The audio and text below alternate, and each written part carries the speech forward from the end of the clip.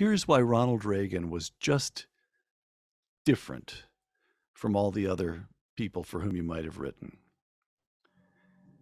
By the time he became president in 1980, he'd been speaking in public. Now, he was a movie actor beginning in the 30s, but he spoke regularly at least as early as 1948, when he headed an organization called Hollywood for Truman. In those days, he was a Democrat. He started giving speeches when he was still a young man, and by the time he became president, he'd been at it for more than 3 decades. He had a radio show too, right? He had a radio show. He had a 5-minute radio show on Saturdays that got carried across the country.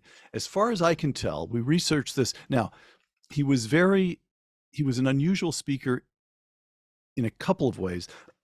One was that he tended to, before he was elected governor, he would make index cards of quotations and interesting thoughts.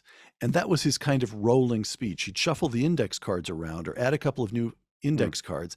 So we don't have records of very many of his speeches, but we know he spoke constantly. We know that he was always adding to and adjusting to this file of thoughts, so to speak.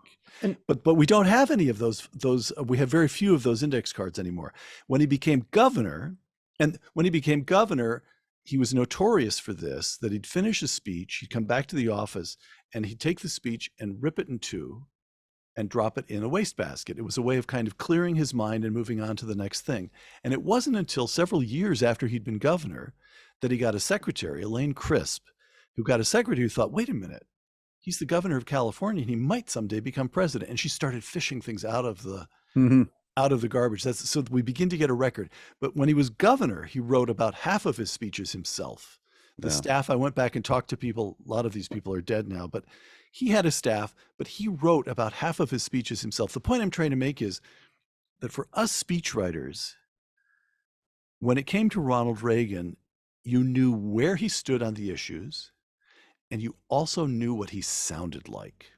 Yeah, he had a very distinctive voice.